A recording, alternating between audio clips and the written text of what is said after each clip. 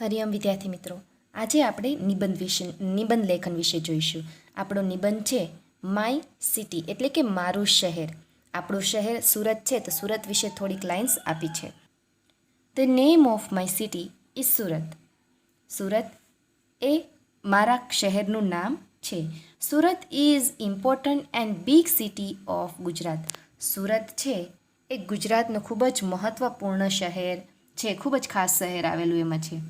It is also known as the diamond city of India. અને સુરતને diamond city તરીકે પણ ઓળખવામાં આવે છે.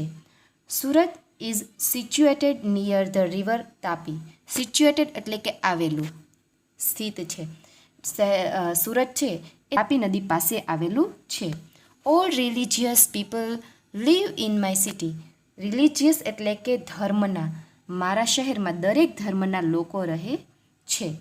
There are so many temples, hotels and other religious place in my city.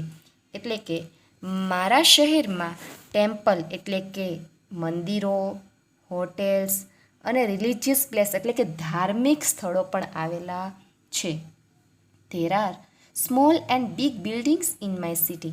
Small and big એટલે કે નાની અને મોટી ઇમારતો પણ આવેલી છે. સુરતમાં ખૂબ જ નાની અને ખૂબ જ મોટી ઇમારતો પણ આવેલી છે. There are so many large and small scale industries are developed in my city.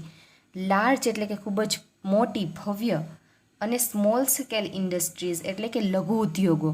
Develop એટલે કે વિકસિત થયેલા છે. મારા શહેરમાં નાના અને મોટા ઉદ્યોગો પણ વિકસિત થયેલા છે. There are many schools and colleges in my city. મારા શહેરમાં સ્કૂલ અને કોલેજો પણ આવેલી છે.